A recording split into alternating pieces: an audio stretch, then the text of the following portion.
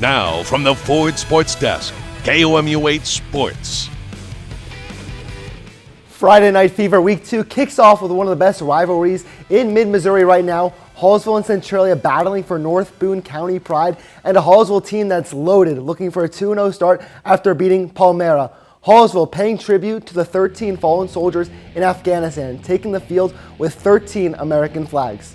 H-Town gets it started quickly, led by their quarterback Tyger Cobb, going to the long ball, finding Landon Sievers for the 21-yard touchdown. Hallsville on the board first in the first minute of play, and the full crowd glad to be back for this rivalry game this year. Later on, Cobb again, this time keeping it on the ground, finding the end zone. Hallsville up 22-6 at the break. 3 touchdowns already for the first half for this guy, and they keep piling it on in the second half. Harrison Fowler fights through the line to find the goal line, 15 yards. Hallsville running away with this one, and especially Tyger Cobb finding the outside lane on the QB run, getting good blocking upfield and outrunning everybody for another touchdown.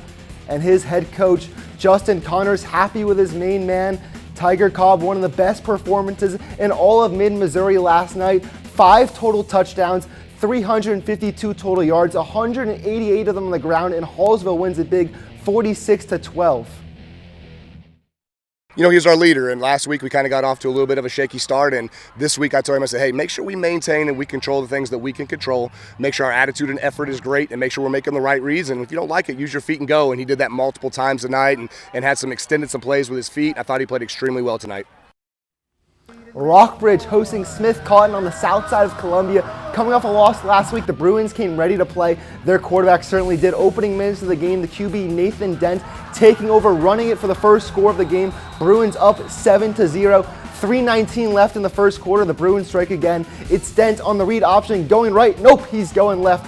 Powering through the Smith Cotton defense, finding the end zone for another touchdown. The Bruins up 21-0, and with 2.5 left in the half, it's Dent going through the air this time, throwing it long to Peyton Messier, extending for the ball and extending the Bruins lead up to 31-0 as Rockbridge puts up the 50 burger and shuts out Smith Cotton 50-0.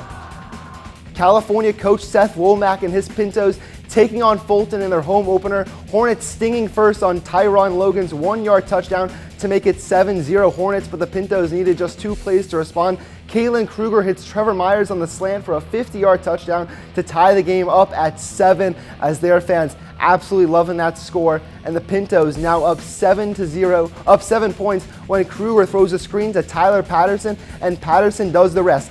55 yards later down the sideline, it's 21-7 Pintos, a much-needed score for them, and some much-needed water for Patterson after that score.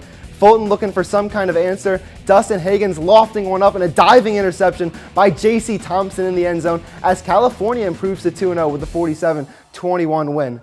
The Callaway Cup on the line in our F&F game of the week. South Callaway won it last year, trying to extend the cup stay, and the Bulldogs got things started early. Trace Helsell extends for the goal line, and South Callaway goes up 6-0. The T-Birds would respond as Braden O'Neill drops back, but he runs with it, sees an open lane, runs in for the touchdown. North Callaway student section loving that one. Then right before the half, the North Callaway defense comes up huge on 4th and goal at the goal line. Big stop by Peyton Olson, and a big stand to end the half. In the second half, the Thunderbirds would take control. Trevor Ray finds the end zone on the handoff as the Cup is heading to the Kingdom City. North Callaway wins 26-6.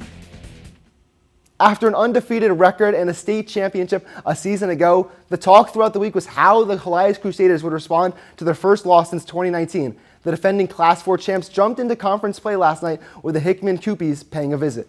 Familiar conference opponents Hickman and Helias are, and just over 1 minute into this game, William Herbold rushes in for the touchdown. Crusaders on the board, 7-0. Their ground game was fantastic last night. Helias on a roll throughout the first quarter. This time, it's their quarterback, Drew Miller, running it down the middle for yet another touchdown, making the score 21-0 Helias. Hickman showing up in the second quarter as the Koopies running back, Dion Webster, taking it outside and rushing into the end zone. Helias still up 28-6 though at the half. And in the fourth quarter, it's Brady Rush, the running back for Helias, rushing in for a 30-yard touchdown. This was the last score of the game, and I think Helias just might be back, securing the win 41-6. Tanner Lannis and the Harrisburg Bulldogs hosting Milan, and we had a shootout brewing early. Harrisburg's Jace Carr gets the pitch and takes it all the way 40 yards to the house. Carr had 2 interceptions on the day as well, playing well on both sides of the ball. Later in the game, Milan's Derek DePorto blocks the punt and scoops it up to return it for a touchdown. He had 3 rushing touchdowns as well. Milan up 26-22, but Lannis would have the final word. It's a designed QB run. Great blocking downfield to open up the lane, and that's the difference in the game. Harrisburg 2-0 in the year, a big comeback 28-26 win. It has been 650 days since the Faurot Field last allowed a full capacity of fans at a Mizzou football game, and today marks the return, as fans are welcome to fill the stands at the first game of the 2021 season. The Tigers will take on the Central Michigan Chippewas for the first time on Saturday, and head coach Eli Drinkwitz's first non-conference game at the helm of the program. Missouri has won 20 of their last 24 home openers, but last year's premier contest saw them fall to eventual national champions, Alabama. In a press conference earlier this week, Coach Drinkwitz said the team's excited to be back in front of fans on Saturday, and he said the excellence surrounding the game makes the hard work pay off. This is what you work hard for. This is why you do the 6 a.m.s on, in January and February, and why you go through spring. And, there's always going to be an excitement for this opportunity. And we get 7 home games, so it's pretty fun. And that's all for sports.